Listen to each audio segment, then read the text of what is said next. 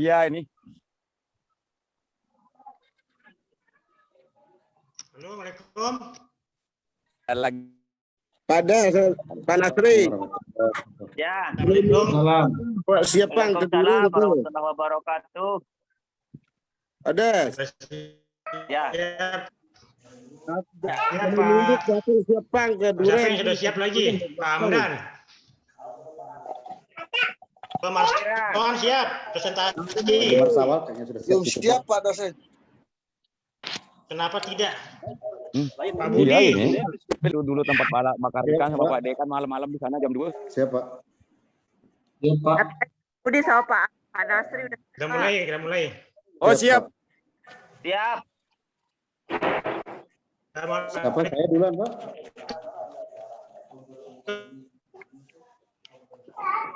Warahmatullahi wabarakatuh.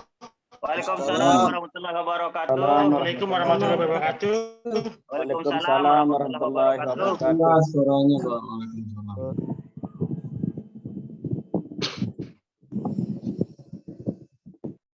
Siapa duluan ini Pak Nasri? Saya Pak tidak Nasri. bisa, Pak. Bisa. Dipanggil aja Pak dosen nanti yang siap. Ya, dipanggil saja.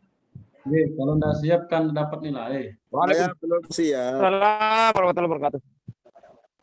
Kalau siap saya kasih linknya maksud saya. Siap, Jadi saya dekan. Ya. kenapa tidak siap? Dia Pak Kades Grene nanti siap dia ruan dia. Harus siap. Baik yang endah siap doang. Pak Kades Nasri duluan ya? Ya. Baik. Mana materinya sudah siap? Masukin, saya kasih jadi host. Co-host. Coba kalau persentase Pak Dekan kita anu aja caranya kita offline aja. Host. Dia tidak cukup offline tidak ada. Ini jumlahnya 69 orang.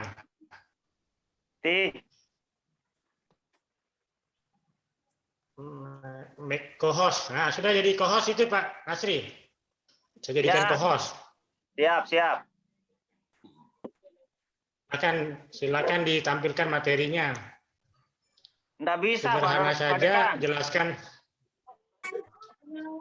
Nah, kayak itu. Buka dulu. Nggak paham yang kalau nampilkan anu itu materi itu Pak Dekan.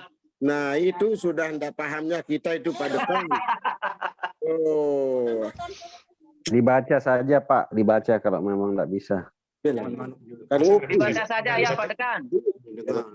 Iya. Singkat saja. Selanjutnya Pak Budi siap-siap. Jelaskan soal 6 asas itu ya dimaksud sama Tanimi itu ya.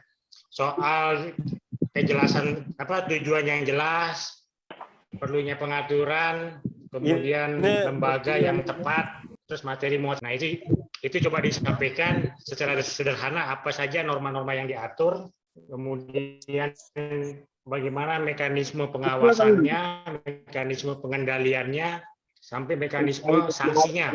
Maksudnya sanksi di sini sanksi administrasi atau sanksi denda. Cuma dua itu mungkin dalam Perdes soal dia bisa menerapkan sanksi administrasi sama sanksi denda ya.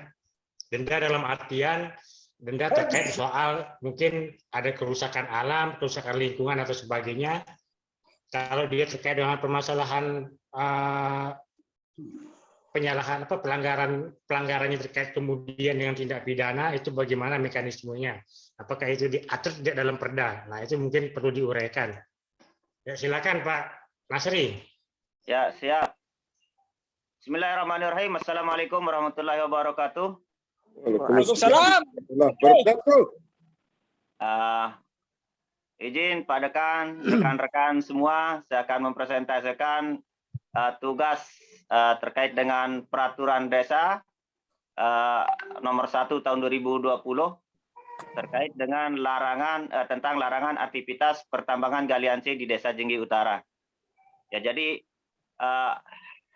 dengan rahmat Tuhan Yang Maha Esa, Kepala Desa Jenggi Utara menimbang bahwa pertambangan galian C di Desa Jenggi Utara itu berdampak pada kerusakan pada lingkungan dan berdampak pada Singkat aja, sosial Pak Nasri. masyarakat. Apa Ya. inti dari perda-perdanya itu? Inti dari perda ini adalah karena galian C di Desa Jenggi Utara itu tidak termuat di dalam buku kearsipan daerah, jadi tidak ada alasan untuk masyarakat melakukan penambangan di sini, sehingga di dalam perdes ini, di dalam perdes yang kami buat ini, kami memberikan sanksi, di mana sanksi yang kami berikan di sini termasuk sanksi administratif dan administrasi berupa pidana, sebagaimana diatur di dalam Undang-Undang Nomor 32 tahun 2009 tentang perlindungan dan pengelolaan lingkungan hidup, dan juga termasuk di dalam pasal 119, Pak Dekan. Jadi dalam perdes ini sudah kami jelaskan bahwa karena tidak ada diatur di dalam kearsipan, tidak termasuk Desa Jenggi Utara menjadi desa pertambangan itu, sehingga kita tegaskan di situ tidak boleh ada masyarakat yang melakukan penambangan. Jadi ketika ada masyarakat yang mau melakukan atau yang melakukan penambangan di situ, kita akan kenakan sanksi. Sanksi ketika ada kerusakan akibat dari penambangan itu kami atur di dalam peraturan desa, bukan di dalam perdes ini, tetapi di dalam peraturan desa. Lalu kemudian sanksi kedua itu karena dia melanggar undang-undang yang kita buat, peraturan desa yang kita buat itu ada juga undang-undang pidananya. Nah, jadi itu yang pokok dari perdes yang kami buat, Pak Dekan. Terus bagaimana mekanisme pelaksanaan itu? Siapa yang melaksanakan pengawasannya?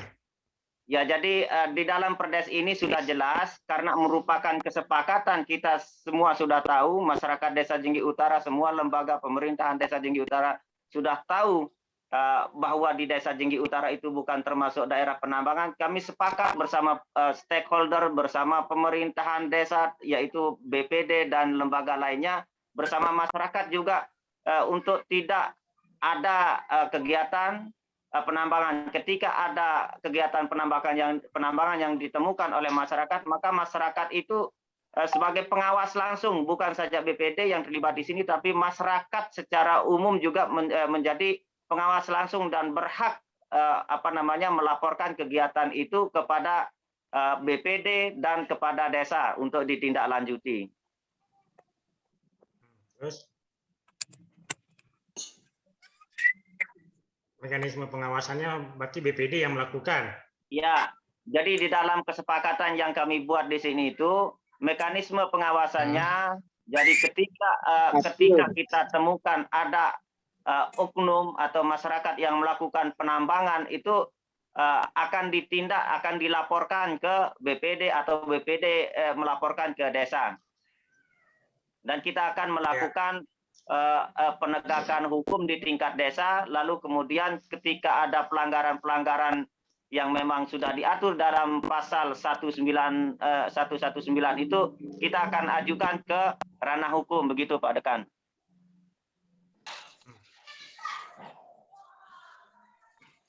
Terus dasar pengenaan sanksi pidananya apa ini? Dasar pengenaan sanksi pidana itu, jadi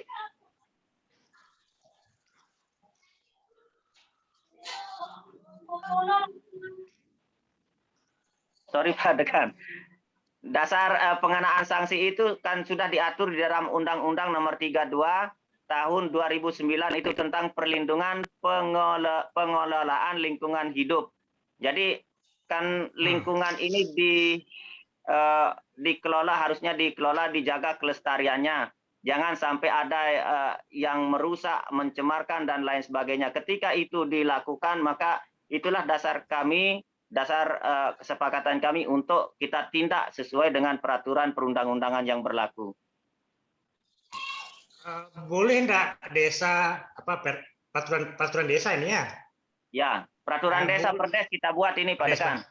Nah, boleh enggak perdes itu menerapkan sanksi pidana di dalam peraturannya?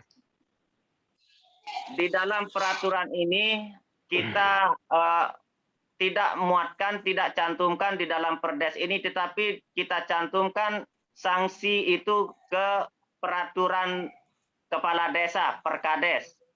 Di dalam peraturan yang kami buat ini, di dalam Perdes ini kami tidak mencantumkan sanksinya, hanya saja undang-undang yang dilanggar di situ, sehingga sanksi yang akan kita kenakan kepada pelanggar ini kita atur di dalam Perkades atau peraturan kepala desa, Pak Dekan. Di Perkades itu maksudnya apakah Perkades ini berarti kedudukan Perkades ini lebih tinggi dari Perdes gitu maksudnya? Bukan. Atau gimana Pak Kades? Bukan. Jadi kedudukan Perdes ini jelas lebih tinggi, Pak Dekan. Tetapi dalam prinsip tiang, karena dalam pembentukan Perkades, jujur Pak Dekan, tadi malam sampai jam 2 ini baru selesai ini. Tiang raba-raba ini. Jadi kenapa tiang tidak cantumkan sanksi itu di dalam Perdes ini? Biar Pak Dekan tidak terlalu banyak nanya, tiang alihkan dia ke dalam Perkades sanksi-sanksinya.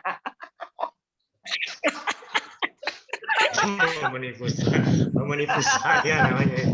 Sebetulnya tidak ada sanksi, Pak Kades. Tidak dibahas di sini, jadi kami dia ke Perkades, Pak Dekan. Kurang lebih seperti itu, mohon maaf. Perdes sama Perkades itu tidak boleh sebetulnya ada sanksi, Pak Kades. Cuma undang-undang mungkin yang boleh mengadakan sanksi. Ya, karena berdasarkan undang-undang itu lalu timbulnya sanksi itu. Kalaupun nanti kita di desa itu kan ada Mas, ada Polmas di situ. Jadi mereka akan terlibat di situ ketika kita kan di desa itu hanya sebagai penengah saja. Ketika itu tidak bisa kita lakukan, maka kita ada penegak hukum sekurang-kurangnya akan menangani itu. Itu maksudnya Pak Kades. Ya. Soal penerapan sanksi pidananya ini kan kemudian yang bermasalah. Yang G. Tadi sudah bagus ada pelimpahan wewenang kepada BPD ya.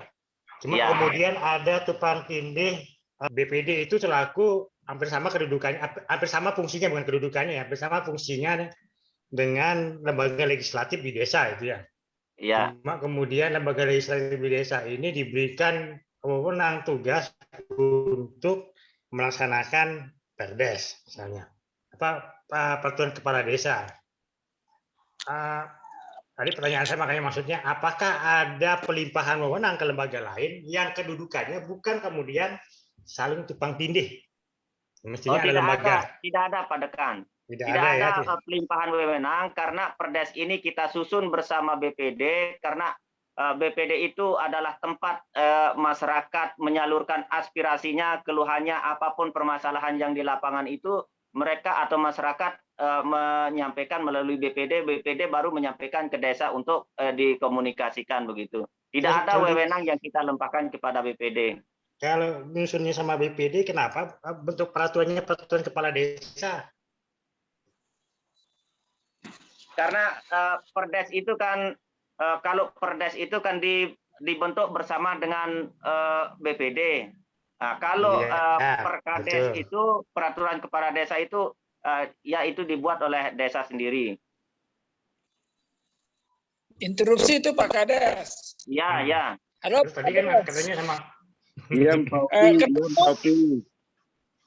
Malah penerapan sanksi ini, kenapa Pak Kades itu mengacu kepada hukum yang lebih rendah daripada hukum yang lebih tinggi? Kan kedudukan Perdes itu lebih tinggi dari Perkadesnya. Kenapa tidak mengacu ke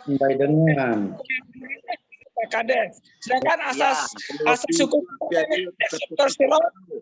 superior derogat dec imperiori. Hukum yang lebih tinggi. Hukum yang lebih itu tidak bisa mengalahkan hukum yang lebih rendah. Tetapi maksud saya Pak Nopi, saya sudah sampaikan kepada Pak Dekan tadi, sengaja saya tidak masukkan sanksi hukum di dalam Perdes yang saya bentuk ini. Saya tidak melimpahkannya ke atas, tapi kita akan bahas di Perkadesnya dalam bentuk awik-awik barangkali. Nah, mohon bimbingannya Pak Dekan. Kalaupun misalnya itu tidak benar, ya kita siap salah. Tidak ada bahkan kami sebenarnya itu aja tempat salahnya Pak Kades. Masuk sedikit tadi. Ada yang mau minta klarifikasinya ke Pak Kades nggak? Ya. Nah gini Pak De, tadi Pak Kades Nasri bilang bahwa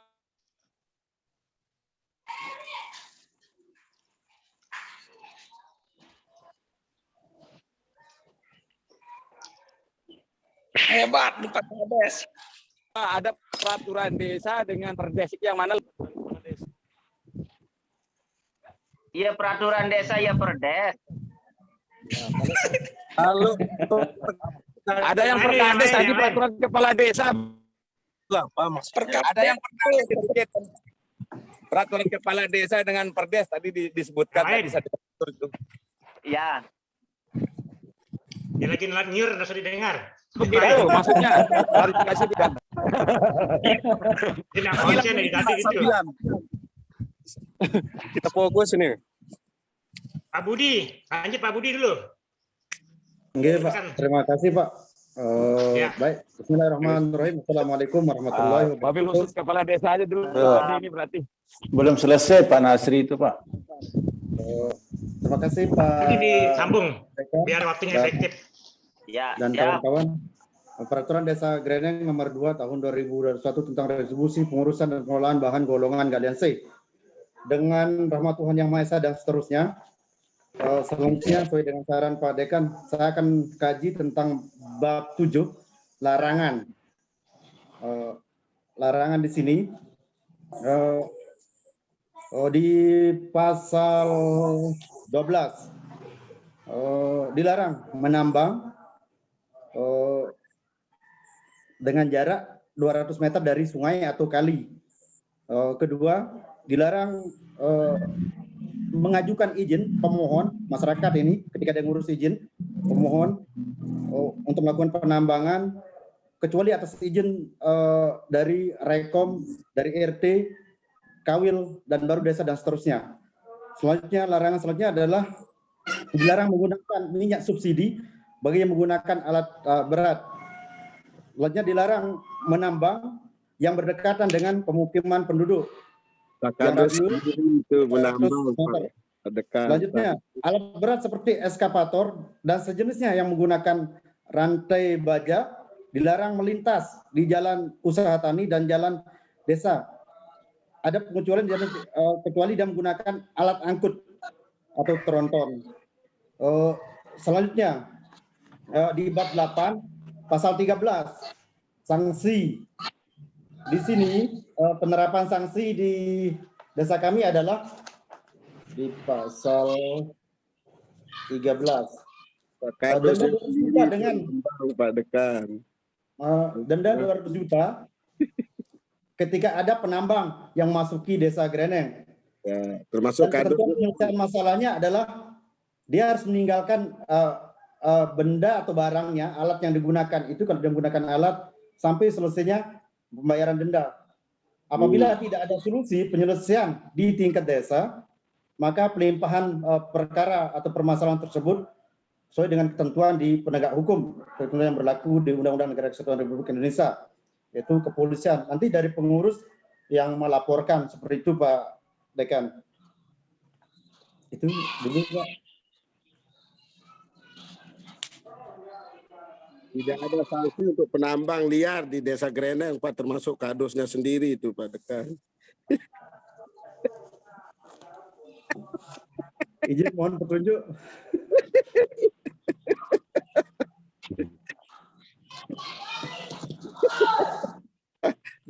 Dedek muni lalu ada teduk belum aja. Tadi kan ada diatur soal penyitaan itu ya. Kalau dia tidak mampu membayar denda, maka barang-barangnya akan disita. Ya. Ada nggak lembaga sita yang dibuat di situ, di Perdes itu? Tidak ada, Pak. Karena begini, dalam hukum itu Ya. lecet Ya, saja lecet saja alat itu berdampak kepada gugatan perdata. Itu dalam hukum. Sama kayak orang eksekusi. Anu dulu nih. sama kayak orang eksekusi ya, eksekusi barang itu. Saya kasih contoh sederhana. Kenapa yang namanya sinar bahagia itu, apa namanya yang berperkara itu? Sinar bahagia ya. Benar, sinar bahagia. Kenapa Benar. tidak mampu dieksekusi? Karena itu persoalannya. Harus ada lembaga penjamin terkait dengan barang-barangnya. Nah, ini kan tadi soal barang-barang yang disita ya, karena melanggar Perdes, kemudian dikenakan denda tidak mampu membayar. Barangnya disita dulu. Nah, ada lembaga penjamin terhadap penyitaan tersebut. Yang boleh melakukan penyitaan itu hanya kepolisian, Pak. Kalau menggunakan, kalau kita gunakan BUMDes, nggak mungkin dah punya kewenangan untuk BUMDes. Apa untuk melakukan penyitaan? Ribet memang masalah ini kanan sini. Lagu sida doang, Pak Dekan harap. Itu maksud saya. Memang mengatur hukum ini agak ribet, harus jeli dan mampu kita melihat. Karena di situ peran dan fungsinya lawyer kemudian mengintip peluangnya untuk dia melakukan gugatan. Nah, hanya hukum itu dibuat prosesnya tidak langsung instan jadi gitu ya. Harus dia berdasarkan kajian-kajian kemudian. Kajian-kajian yang kita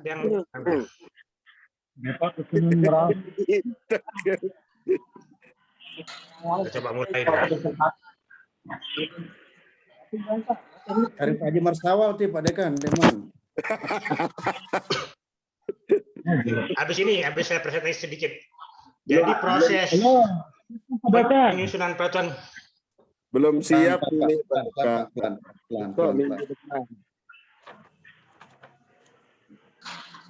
Terlihat nggak materinya? Belum muncul.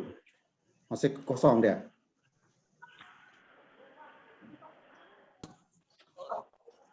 Udah ya? Akademik. Naskah akademik. Udah terlihat ya? Baik, ini yang saya coba sampaikan. Jadi, proses pembentukan peraturan perundang-undangan itu, dia tidak kemudian tiba-tiba muncul ya. Prosesnya harus dimulai dari proses penelitian akademik atau sering disebut dengan naskah akademik. Naskah akademik itu bukan naskah kasar, bukan naskah kasar sebuah peraturan perundang-undangan, tapi dia berbentuk penelitian. Makanya, kenapa pentingnya naskah akademik? Karena ini dasar fondasi untuk melakukan penyusunan atau perubahan nantinya. Karena nanti ada perubahan peraturan perundang-undangan, maka yang dibongkar sama orang adalah naskah akademiknya. Kenapa tidak mengatur soal ini? Ternyata di naskah akademik itu tidak ada hasilnya menemukan itu misalnya. Misalnya tadi pertanyaan saya itu, ada penyitaan dilakukan oleh desa karena tidak mampu membayar, tapi desa lupa. Kalau dia buat aturan seperti itu harus disiapkan dengan lembaga apa yang mengurusnya kemudian. Nah, sama tadi ke Pak Nasri, pelimpahan wewenang kepada BPD tentunya menjadi kontradiktif dengan tugas dan fungsi BPD. Itu. Padahal kedudukan fungsi kepala desa dan BPD itu berdiri sendiri. BPD sebagai pengawasnya, Pak Desa sebagai pelaksana. Nah, dalam proses tadi perda yang dibuat yang melaksanakan kemudian BPD kan ada tindih kemudian yang undang-undangan tidak boleh dilakukan oleh satu lembaga mengerjakan dua fungsi pekerjaan. Nah, fungsinya BPD adalah fungsi legislatif, semi legislatif ya. Tapi tiba-tiba ditugaskan oleh Perdes melaksanakan fungsi eksekutif. Nah, itu bertentangan kemudian dengan ini. Nah, itu maksudnya. Jadi kajiannya harus dibangun dengan cara komprehensif. Nah, naskah akademik ini kemudian misalnya undang-undang, PP, Perda, itu hampir semuanya menggunakan naskah akademik untuk landasan penyusunan peraturan undang-undangannya. Karena dia adalah penelitian akademik. Jadi di dalamnya itu ada bicara soal teori, ada bicara soal fakta. Jadi kalau dia deduktif, teorinya adalah membaca data. Tapi kalau dia induktif, teorinya adalah membaca soal deskriptif secara kualitatif kemudian. Jadi prosesnya itu makanya harus proses penyusunannya itu harus partisipatif. Tidak bisa menyusun perda kemudian hanya keinginan kita, nggak bisa. Bagaimana kemudian aplikasinya ke depan kalau itu berangkat dari keinginan kita, itu yang dimaksud. Jadi hati-hati kemudian menyusun perda karena satu norma mempengaruhi kemudian lembaga mana yang melaksanakan. Nah, tadi di awal tadi saya sudah menyampaikan jelaskan saya soal asas tujuannya. Itu yang pertama, tujuannya harus jelas. Kedua, apa penting diatur. Ketiga, organ apa yang kemudian yang tepat untuk melaksanakan. Maka itu pertanyaannya tadi ke Pak Hasri. Organ apa yang tepat untuk melaksanakan peraturan kepala desa ini? Nah, kemudian juga ke Pak Budi, pertanyaan tadi itu adalah lembaga apa yang tepat untuk melakukan penyitaannya? Karena kalau eksekutif tidak boleh kemudian menyita kepala desa. Dia kan sudah membuat peraturan. Jadi dia ini adalah pelaksana, maka eksekutornya adalah siapa? Pak Kadus. Itu yang harus dibuat lembaganya kemudian. Kalau betul-betul kemudian perdes ini agar dapat dilaksanakan, artinya dapat ada daya lakunya lah. Daya laku dan daya paksanya itu muncul kemudian. Materi muatannya harus tepat, dapat dilaksanakan dan mudah dikenali. Itu yang penting. Jangan membuat perda yang kemudian perdes atau ini yang tidak mudah dikenali. Maksudnya bukan menjadi kebutuhan masyarakat. Nah, kalau misalnya tadi galian C ini kemudian menjadi ancaman ke depan, ya kemudian itu menjadi kebutuhan masyarakat atau yang lainnya misalnya. Makanya itu penting naskah akademik. Jadi dia lahir dari proses bagaimana meneliti sebuah kebijakan. Jadi dia jelas membicara soal formulasinya, formulasi apa yang dibicarakan, substansinya, implementasi dan evaluasinya. Jadi kebijakan itu ya soal itu, formulasi, substansi, implementasi dan evaluasinya. Nah, ada namanya teori evidence-based policy. Jadi di evidence-based policy ini adalah sebagai teori alternatif atas autokritik based policy. Jadi dia kritik terhadap dasar penerapan sebuah kebijakan. Nah, jadi dia menjembatani antara penelitian dan kebijakan. Kenapa kebijakan ini lahir tanpa penelitian, sama seperti kita kemarin. Kenapa SK Bupati ini lahir tidak sinergi dengan bupati misalnya. Itu kritik kita. Jadi dia harus saling. Seandainya benar kita buat ini perdes ini, bolehkah lembaga selaku jurusita itu BKD atau Linmas? Apakah tidak melanggar aturan yang lebih tinggi nantinya, Pak? Mohon petunjuk.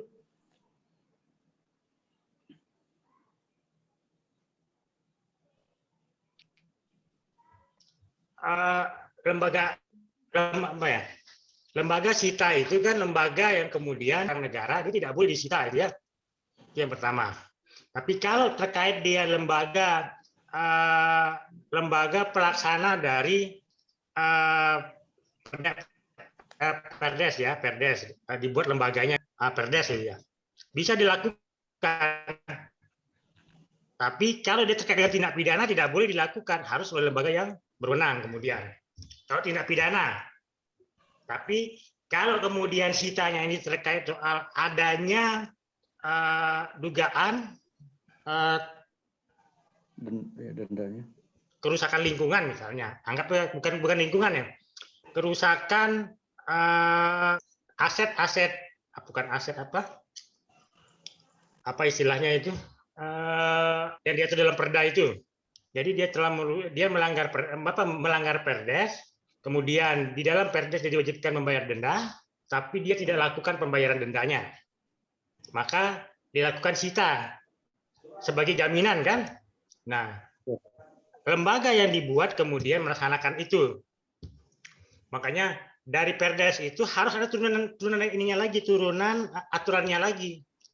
Turunan aturannya lagi itu adalah misalnya SOP-nya seperti apa, supaya tidak dianggap sebagai perbuatan penyalahgunaan wewenang kemudian. Ribet. Ya. Jadi itu. Jadi ada lembaganya, ada aturannya. Sama seperti saya katakan tadi itu soal eksekusi untuk sinar bahagia misalnya. Kenapa tidak berani dilakukan? Ya itu pengadilan bukan sebagai lembaga sita. Maksudnya tempat menyimpan barangnya itu. Kemudian pemohon eksekusi tidak berani menjaminkan juga apakah barang itu nanti tidak ada yang hilang, tidak ada yang lecet, tidak ada yang rusak. Di situ ribetnya kalau terkait soal barang yang bergerak. Beda dengan barang tidak bergerak. Dia tetap posisinya itu kan. Nah, kalau barang bergerak ini kan cukup rumit kita menjaganya. Tidak mungkin kita menjaganya 24 jam. Begitu.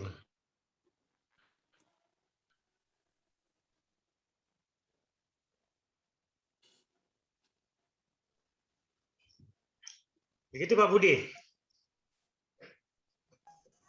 Nah, gambarnya seperti ini Pak Budi. Eksekusi itu adalah sebuah kebijakan. Di bawah kebijakan itu ada kenyataan atau fakta. Ada kebijakan, tadi kebijakan Pak Budi soal perangan. Faktanya ada proses penggalian. Tapi pernyataannya kemudian adalah apa kewenangannya? Selalu begitu orang bertanya. Apa kewenangan kepala desa kemudian sita barang saya? Apa kewenangan kadis sita barang saya, gitu kan? Di mana diatur di Perdes. Apa dasarnya Perdes? Gitu. Apa dasarnya Perdes? Izin Pak Dekan. Ya. Gara-gara ini, cuman ininya ada. Ya. Mana ini? Terus Pak Kades. Jadi itu yang karena saya diburu waktu, ngantuk juga tadi malam itu. Jadi kasus kemarin yang di Jenggi Utara itu sudah hampir 2 kali ada penyitaan di situ. Ketika ada laporan dari masyarakat yang kami terima terkait dengan penggalian itu, langsung kita datangi. Nah, setelah kita datangi, kita berikan teguran, dia tidak mau mengindahkan teguran itu, alasannya hanya sekedar kita habiskan ini, akhirnya kita panggil pihak berwajib. Nah, nanti pihak berwajib datang bersama dengan perizinan dan lain sebagainya, itu hanya diambil ini alat yang itu saja, skopnya itu saja yang diambil kemarin. Kemudian masuk dia di urusan kepolisian itu kena dia pasal 125. Kemudian diturunkan menjadi pasal 50. Terakhir dia kena pasal 25. Artinya per pasal itu sudah jelas, kalau pasal 25 25 juta. Kalau pasal 50 ya 50 juta. Itu dia prosesnya kemarin Pak Dekan. Bapak ya. Sebelum dijawab Pak Nasri Pak. Ya. Tadi kesana kemari jadinya saya nih. Tadi Bapak udah terlanjur juga nyampaikan tentang sinar bahagia. Itu udah 7 tahun, 8 tahun itu Bapak udah menang, tapi tidak melakukan eksekusi. Apakah tidak ada cara lain itu? Bapak udah capek-capek bela rakyat kecil. Bukan saya itu, bukan saya. Sekarang side. Enggak saya. Enggak.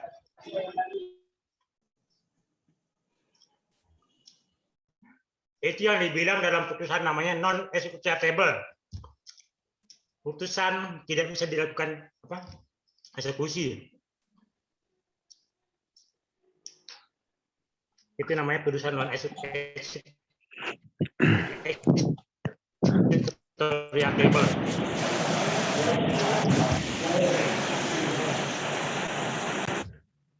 Baik, lanjut. Jadi siklus kebijakan itu seperti ini. ada inisiasi, ada formulasi, ada legislasi, ada implementasi, dan ada evaluasi. Ini siklus kebijakan. Jadi pasti dimulai dari inisiasi, pasti dimulai dari persoalan ada masalah hukum. Nah, sama kayak kita penelitian, besok mau skripsi, ajukan judul. Pertanyaan pertama, apa masalahnya mau diteliti? Masalahnya di mana dengan undang-undang ini? Itu kemudian ada banyak mahasiswa mau meneliti soal waris. Apa masalah dengan waris itu? Apa masalah dengan putusan ini misalnya? Itu pertanyaan. Pasti mungkin dimulai dengan pertanyaan. Pertanyaannya pasti dengan masalah. Karena kalau tidak ada masalah, ngapain penelitian? Nah, seperti itu pertanyaan. Kalau kita mau memformulasikan masalahnya kemudian. Jadi dia diformulasikan 5W1H ya. Kalau dalam dunia jurnalistik itu 5W1H. Hampir sama semuanya sebetulnya. 5W1H itu penting. 5W1H itu what, when, apa, siapa, mengapa, bagaimana, kenapa. Nah, bukan 5L ya. Bukan 5L Pak Kades. Lema lupa. Nanti 5W1H itu ya pertanyaannya pertama apa yang mau kita gali dari permasalahan galian C misalnya. Mana, kapan? Bagaimana peraturan perundang-undangannya? Yang kedua, pasti aturannya, normanya yang kita tanya. Itu kan kalau kita fakultas hukum, bagaimana aturannya? Bukan kemudian langsung masuk ke terus setelah bagaimana aturannya, apa masalahnya? Balik lagi ke masalahnya. Apakah di aturan itu ada, tadi itu pertama adalah kekosongan norma. Nah, tadi kan ada kekosongan norma ini. Misalnya Pak Kades mau sita. Kekosongan normanya lembaga mana yang melakukan sitanya ini? Nah, itu kekosongan norma namanya. Kemudian, apakah ada pertentangan norma? Seperti Pak Kades Nasri, penerapan sanksi pidana misalnya. Kan jelas pertentangan ini dengan Undang-Undang 12 tahun 2011. Soal kewenangan dalam penerapan sanksi. Nah, di situ pertentangan normanya kemudian boleh menerapkan sanksi. Kemudian yang ketiga soal norma kosong atau norma kabur. Norma kabur ini tidak jelas normanya ini mengatur soal apa misalnya. Judulnya adalah pelarangan, tetapi di dalam normanya itu tidak jelas mengatur misalnya daerah-daerah mana yang dilarang untuk dilakukan penggalian C misalnya. Daerah apa itu? Apakah sawah, apakah bukit, apakah komplek perumahan, gubuk misalnya. Yang mana yang dilarang kemudian. Nah, ini kan kabur ini.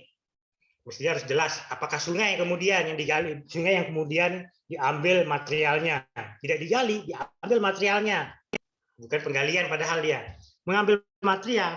Nah, itu yang harus diperjelas kemudian. Itu yang dimaksud dengan supaya dia tidak kabur, tidak menimbulkan interpretasi. Nah, setelah diformulasi memunculkan tadi itu soal masalah-masalah, kemudian ininya, baru dia diproses pembentukannya di legislasi.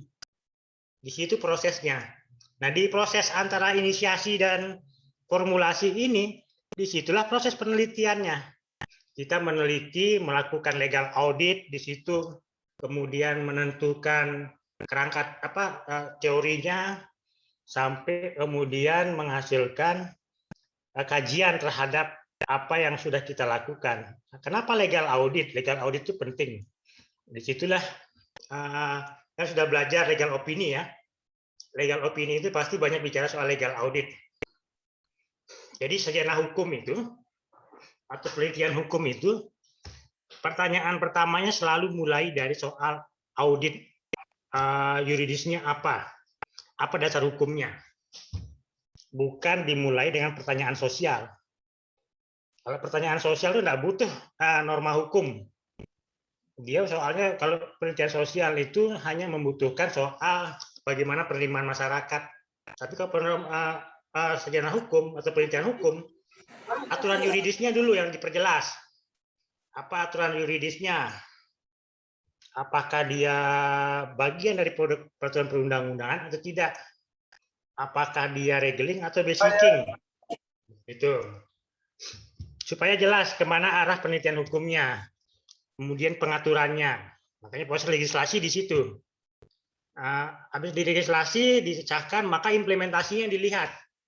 Sejauh mana pelaksanaannya, apakah sesuai dengan peraturan tersebut atau keluar dari prosedur peraturan tersebut. Nah, di situ pentingnya lembaga yang kemudian sebagai pelaksana, sebagai pengawasnya, supaya tidak keluar dari koridornya. Disitulah pentingnya BPD melakukan pengawasan. Baru evaluasi. Itulah siklusnya sebetulnya. Siklus kalau orang mau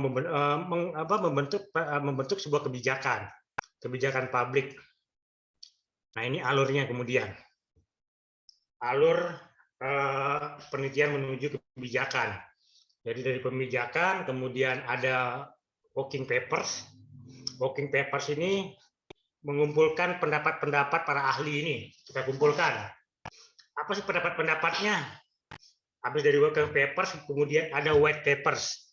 White papers ini mana mentabulasinya. Nah, jadi sudah pendapat itu ada 1000. Kita tabulasi dia kemudian. Ini sarjana ini pendapat seperti ini kelompoknya, pendapatnya ini kalau ininya itu itu namanya white paper, tabulasi. Jadi tidak semua kemudian masuk, enggak.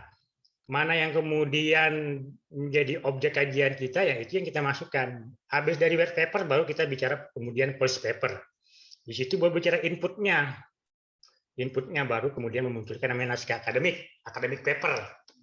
Nah, kalau itu sudah dilakukan, maka pasti akan ada proses tadi itu. Prosesnya pasti di situ melahirkan peraturan undang-undang yang efektif.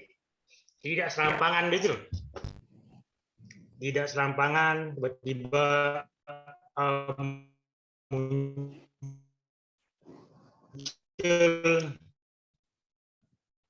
Apanya penelitian secara terukur.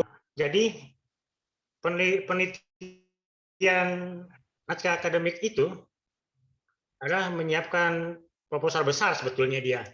Proposal besar sebagai payung hukumnya. Karena pentingnya naskah akademik ke depan, kalau mau melakukan perubahan sebuah peraturan undang-undangan, dicek naskah akademiknya. Dulu kenapa membuat aturan seperti ini? Ini loh dasarnya di naskah akademik. Kalau tidak ada naskah akademik, orang akan kebingungan. Makanya kalau mau mengkaji sebuah perda nanti misalnya, cari naskah akademiknya dulu. Apa spirit of law dari dibuatnya perda itu? Pasti di naskah akademik itu kebaca dia. Kemudian tema besarnya, payung hukumnya apa? Nah, payung hukum ini bicara norma tadi itu, norma hukumnya. Nah, habis norma hukum, jangan kayak teman-teman sebelumnya itu, teman-teman senior sebelumnya. Penelitian di Lombok Timur. Mengkaji sebuah, ada yang kaji perdes itu. Tapi tidak pernah baca perdanya. Dan repot itu. Nggak nyambung jadinya. Yang dia kaji dari perdes langsung ke undang-undang. Lihat dong PP-nya kan ada hierarkinya dibaca. Makanya disitulah fungsi legal audit melakukan audit terhadap peraturan-peraturan mana yang digunakan, pasal mana yang kemudian cocok di iniin. Kalau pengacara itu ya seperti itu juga. Dia kalau pengacara yang paham ya, pertama kali yang dia lakukan dalam memberikan advice ke orang adalah melakukan legal audit terlebih dahulu. Dasar hukumnya apa? Baru kita bisa bicara sistematis dan terukur. Kalau orang tidak melakukan itu, langsung masuk ke dalam kasusnya, maka akan salah memberikan advice hukum. Hati-hati berikan advice hukum. Pernah loh pernah klien gugat pengacaranya di Jakarta ini kemarin. Jadi dia gugat pengacaranya itu di Pengadilan Jakarta Selatan karena merasa dirugikan oleh pengacaranya. Advis yang diberikan itu salah. Nah, maka dia dianggap telah melakukan malpraktek istilahnya. Kalau dalam kedokteran itu malpraktek ya. Ya ini sama karena ini profesi ini telah melakukan malpraktek, digugatlah, dikabulkan karena salah memberikan advis. Kesalahan memberikan advis itu akibat kesalahan menentukan langkah hukum apa yang harus diambil karena salah menggunakan dasar hukumnya. Begitu. Ada kemarin orang konsul ke saya. Ini kasusnya hibah, dia bawa ke pengadilan negeri. Oleh pengadilan negeri dibatalkan hibahnya. Kalahlah orang ini. Di pengadilan tinggi kalah dia, dibenarkan putusan pengadilan negeri. Mahkamah Agung juga demikian, datang ke saya bilang, kesalahan Anda ini, Anda bawa permasalahan hibah ini ke pengadilan ini bukan kewenangannya. Karena Anda Islam, kalau Anda Kristen tidak masalah bawa itu ke pengadilan negeri. Tapi karena Islam, bawalah masalah hibah ini ke pengadilan agama, bukan ke pengadilan negeri. Pengacara Anda yang bodoh, saya bilang. Tidak paham namanya mana yang berlaku menurut kewenangannya. Karena kesalahan menentukan alat analisanya. Potensinya dia salah. Apakah dia tidak baca peraturan perundang-undangnya? Kalau tidak baca, dia sarjana hukum dan dia pengacara. Tidak mungkin itu pertanyaan. Apakah dia tahu soal kehususan pengadilan agama itu soal apa saja? Tapi dia pengacara. Itu persoalannya. Makanya kenapa pentingnya kemudian itu tadi penelitian dan legal audit.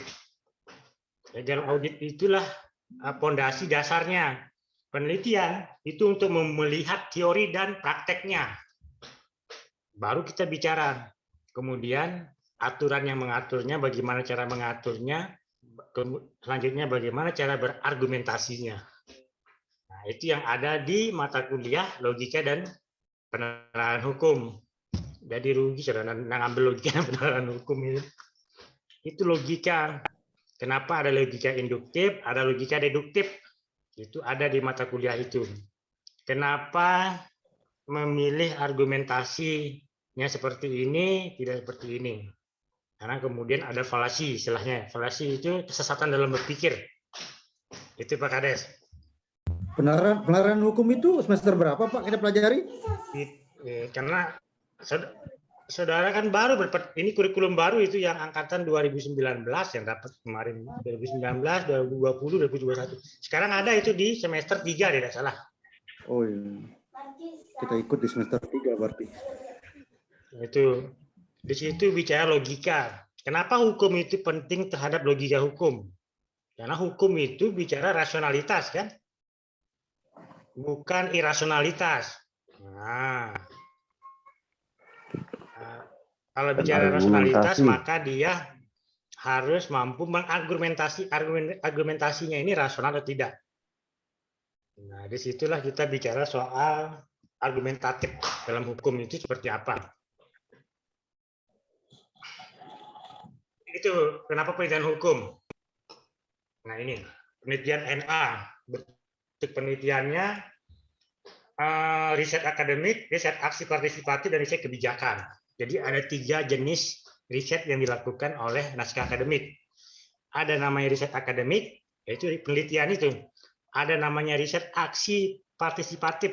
Jadi yang riset itu, perisetnya mengajak kepada publik untuk memberikan saran pendapat. Itu biasa disebut dengan FGD. Baru soal riset kebijakan. Tadi itu soal apa? Nah ini yang kita sebut dengan kualitatif sederhana. Sangat sederhana itu untuk melihat substansi, implementasi, dampak, dan evaluasi kebijakannya. Nah ini komprehensif kalau bicara penelitian NA. Nah ini dia.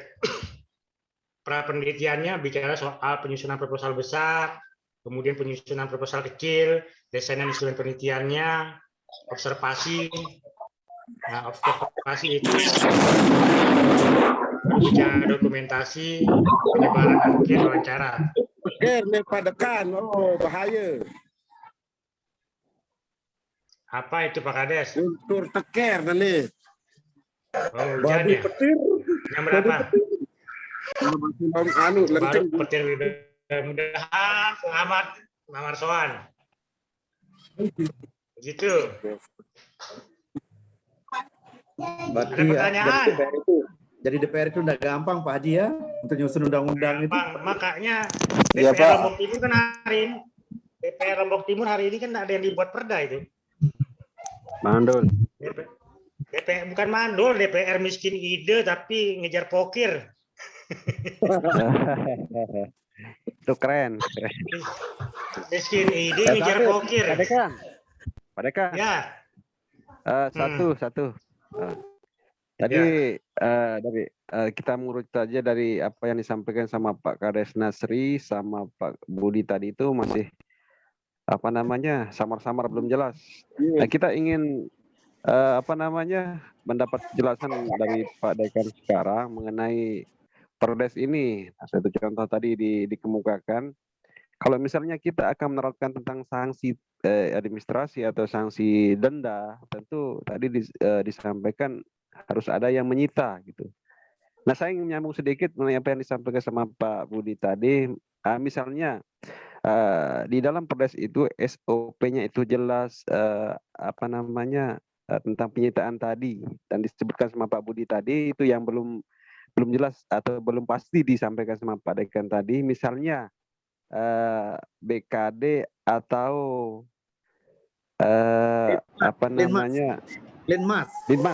Linmas yang akan kita libatkan selaku sebagai jurusita atau eksekutornya lah di situ di dalam peraturan desa itu, apakah bisa dilakukan? Apakah kita tidak nanti akan melanggar undang-undang yang lebih tinggi itu maksudnya. Kemudian yang kedua, apakah bisa di dalam Perdes itu memuat satu peraturan desa itu memuat tentang dua aturan, satu contoh tentang lingkungan atau tata ruang, kita atur di dalam satu Perdes itu, bisa enggak Pak Dekan? Terima kasih.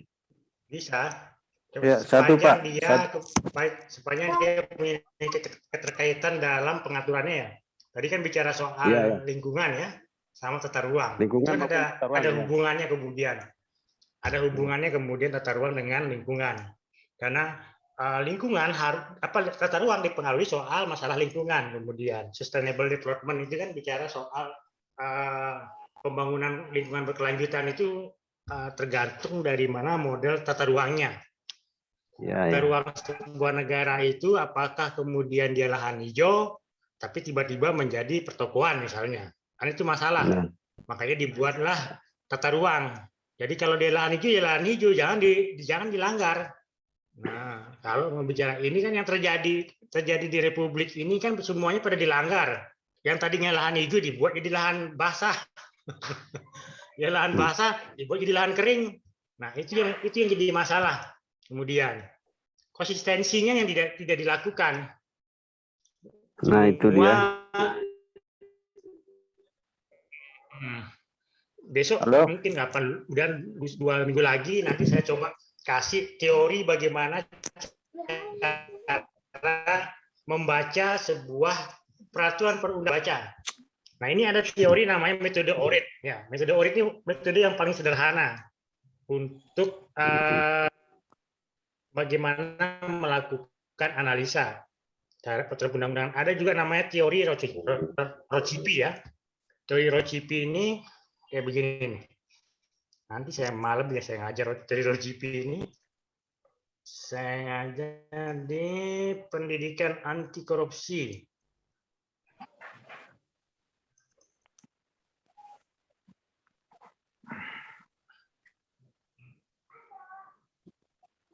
Teori Rocipi. Jadi teori Rocipi itu bicara role. Ada teori namanya teori bagaimana menilai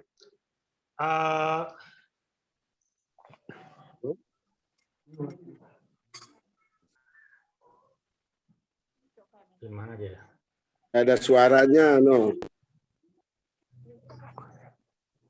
Hujan teh, Apanya, Pak Pak. Kades? Ji.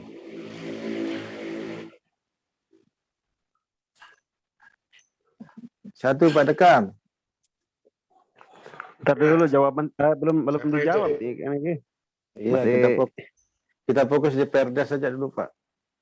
Ya. Artinya jangan terlalu jauh dulu, kita dijelaskan Pak Dekan. Iya. Biar apa? Biar kita paham dulu, Pak. Biar kita paham dulu. Ya, kita juga belum ngerti tadi itu, Pak. Tinjau Ada teori Rocipi. Teori Rocipi ini adalah teori untuk memecahkan sebuah metode pemecahan masalah dalam penyusunan undang-undangan. Itu paling sederhana juga itu. Jadi dia berangkat dari perilaku. Jadi peraturan itu harus mampu membuat perilaku baru yang menyumbang pada transformasi sosial. Itu Rocipi. Dia cuma diperiksa dari tujuh metode caranya memeriksa. Kan jadi memang itu tujuannya dari kan kita itu tujuannya Ya. dari Perdes itu dibuat kan Pak Dekan untuk membuat perilaku baru itu di masyarakat yang awalnya tidak mau diatur. Dengan adanya Perdes, nah mereka itu pasti akan patuh dan menjalankan itu. Nah, terkait dengan apa yang kita tanyakan tadi itu yang belum ada kepastian jawaban lah, bukan kepastian hukum lah, kepastian jawaban yang belum kita dari Pak Dekan gitu. Mohon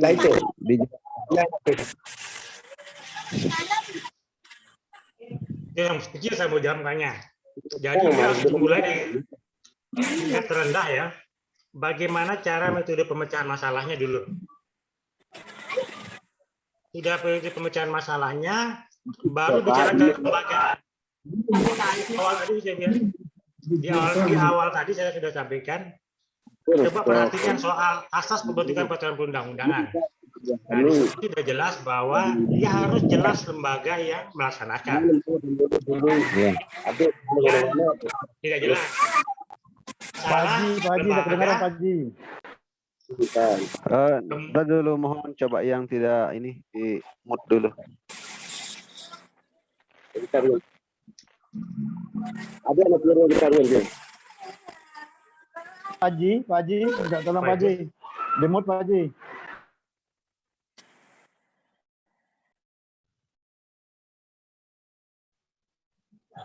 Lanjut.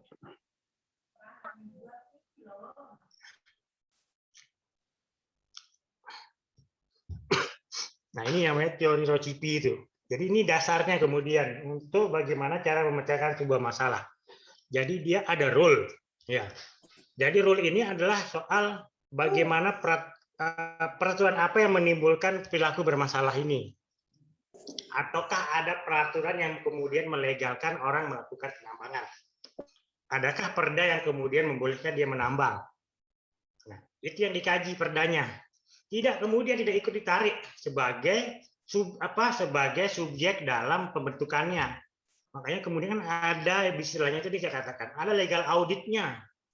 Legal auditnya dulu rule-nya. Orang hukum itu pertama yang ditanya adalah apa dasar hukumnya. Makanya dia kemudian dilihat bagaimana dia bekerja secara sistemik dan dapat diukur soal rule itu. Karena di situ perilaku bermasalah. Baru dia bicara perilaku bermasalah. Apakah ada peluang perilaku bermasalah itu karena adanya kesempatan. Maka dilihat secara sistemik dan dapat diukur itu. Baru bicara kapasiti, ya, kapasitas orang yang menimbulkan perilaku bermasalah. Siapa saja mereka, pengusahakah, orang yang tidak punya pekerjaan, atau kemudian orang yang mencari pekerjaan. Biasanya kan orang yang mencari pekerjaan, tidak punya pekerjaan, mungkin dia melakukan penambangan, atau pengusaha tambang galian C, karena mencari itu kapasiti. Baru bicara komunikasian. Komunikasi ini adalah bagaimana cara mengkomunikasikan peraturan yang bagaimana yang menimbulkan perilaku bermasalah. Interest, kepentingannya. Habis interest, prosesnya. Habis proses ideologinya, apa pandangannya dia? Ideologinya ini pandangan terhadap lingkungan misalnya. Dia mau cuek, nggak boleh, nggak bisa seperti begitu. Nah, itu maksudnya. Jadi dia harus sistematis untuk dilihat. Tidak bisa kemudian melihat sebuah masalah tanpa melihat sebuah aturan hukumnya. Berarti tidak bisa kita kembali ke hukum tertinggi itu, ya ini konsensus itu Pak Dekan. Artinya ketika kita sudah mempunyai kesepakatan misalnya di satu desa itu, Anda boleh ini, apabila kita langgar ada sanksinya ini, tidak boleh begitu Pak? Boleh. Selama boleh. Kerset kita ini. Boleh. Sepanjang tidak dilanggar. Ya. Jadi hukum yang efektif itu adalah hukum yang kemudian dapat dilaksanakan dan berlaku, bukan hukum yang dilanggar kemudian itu tidak efektif. Makanya kebiasaan itu menjadi penting. Misalnya begini, contoh paling sederhana aja di keluarga.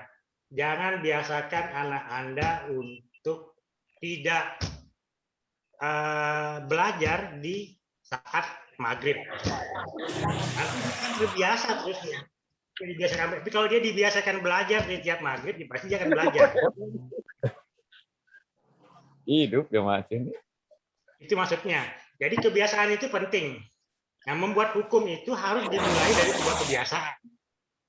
Bukan kemudian tiba-tiba muncul untuk merubah perilaku orang, itu yang akan sulit. Jadi pertanyaannya, kalau dia lahir dari sebuah kesepakatan, kemudian untuk sama-sama ditaati dan menjadi kebiasaan, itu penting. Kalau nanti kemudian dia menormalkan kebiasaan itu, jadi orang tidak perlu untuk melakukan sosialisasi. Betul. Nggak perlu hukum, malahan kalau sudah hidup normal seperti itu, Pak.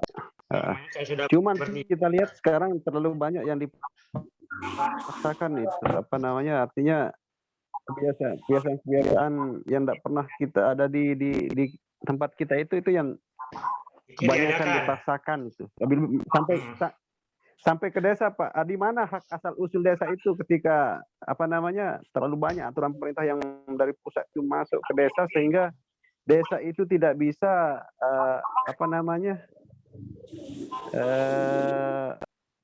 berbuat usul apa ini? Desa itu.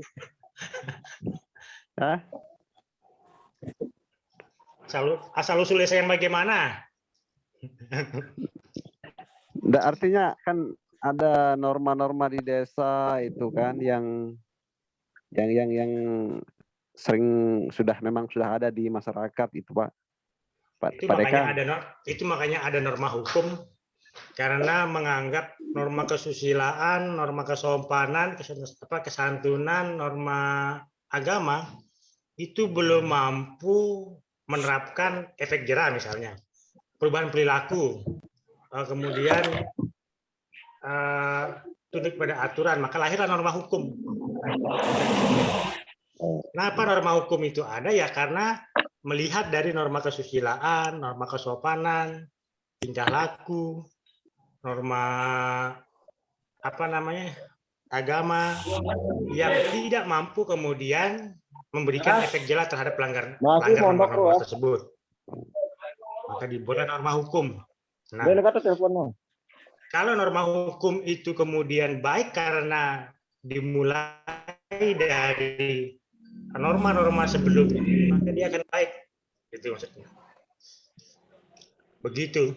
Sudah jam 6. Terima kasih. Terima kasih Pak Rekan. Kita kuliah. Besok kita mulai lagi.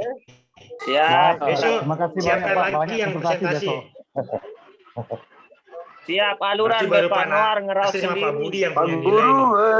Suara nutup. Basah, hujan besar. Pak Dekan, mohon izin Pak Dekan. Ya. Udah masuk tiap hari ya. Wabillahi taufiq wal hidayah. Wassalamualaikum warahmatullahi wabarakatuh. Waalaikumsalam warahmatullahi wabarakatuh. Absen.